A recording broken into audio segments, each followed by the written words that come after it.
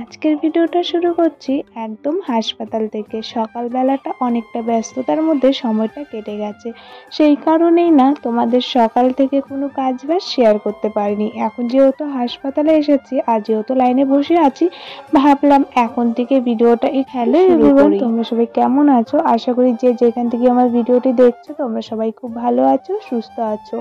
আলিপুর জেলার ছোট্ট একটা শহর থেকে আমি মনিকা আমার আরো একটি নতুন ভিডিওতে তোমাদের সবাইকে স্বাগত জানাই। দেখো আজকে সকাল সকাল ঘরে কাজকর্ম সেরে সোজা চলে এসেছি হাসপাতালে। আর হাসপাতালে এসে দেখি এত ভিড়, সে আর কি বলবো, না বলার মতো। আজকে হাসপাতালে এত ভিড়। আজকে যেহেতু শনিবার ছিল সেই কারণে মনে হয় ভিড়ের পরিমাণটা একটু বেশি ছিল।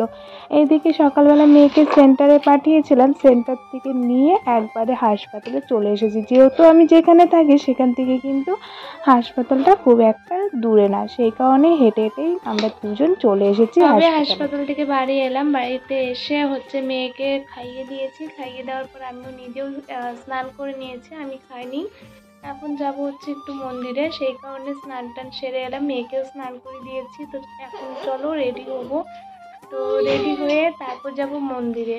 তো কি মন্দিরে যাব সেটা তো আশা করি তোমরা সবাই জানো, আর যারা যারা আগে ব্লগটা দেখেছো তারা তো বুঝেই গেছো কোন মন্দিরে যাচ্ছি। তো চলো এই যে এখন রেডি হবো, রেডি হয়ে তারপর আর কি বেরোবো।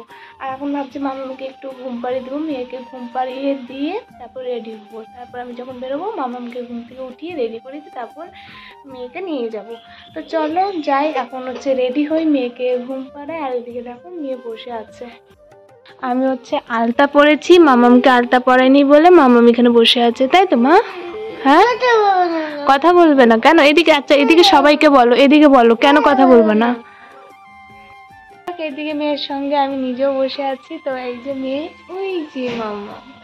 তো এখন আমাকে একটু পটিয়ে পাটিয়ে নিয়ে ঘুমটা পাড়িয়ে দিব, ঘুমটা পাড়িয়ে দিয়ে তারপর নিজে রেডি হবো। তো চলো তোমরা পুরো ভিডিওটা দেখতে থাকো, আশা করি তোমাদের সবার খুব ভেবেছিলাম আজকের ভিডিওটা খুব সুন্দরভাবে শুরু করব, কিন্তু আর পারিনি। অনেকটা ব্যস্ততার মধ্যে সময়টা কেটে গেছে। একে তো ছিলাম উপবাস, তার সঙ্গে ছিল হাসপাতালের কাজ।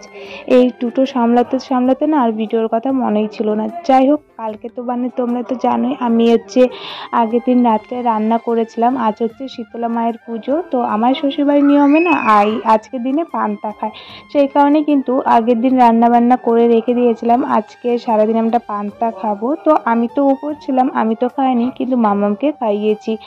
আমাদের ওই বাড়ি মানে শ্বশুরবাড়ির নিয়মে আগের দিন পান্তা খেয়ে তারপরের দিন সন্ধ্যাবেলা মায়ের মন্দিরে ধূপকাঠি মোমবাতি ধরিয়ে তারপর বাড়িতে রান্না করা হয়।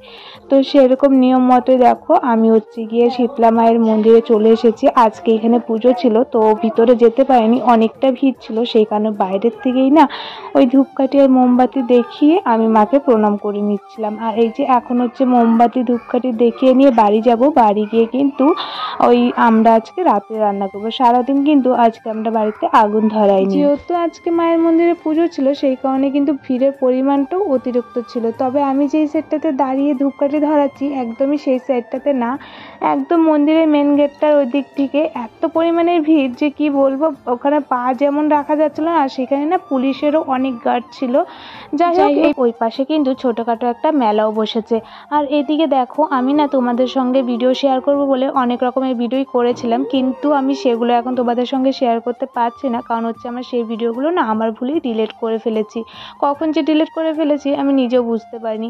আর এদিকে দেখো আমি এখন ধূপকাঠি ধরিয়ে এখন চলে এসেছি প্রসাদ যেই জায়গাটায় দিচ্ছে সেই গেটের সামনে। আর এখানে এত পরিমাণে ভিড় ছিল, আমি মেয়েকে নিয়ে কিছু ভিতরে ঢোকার মতো কোনো চান্সই ছিল না।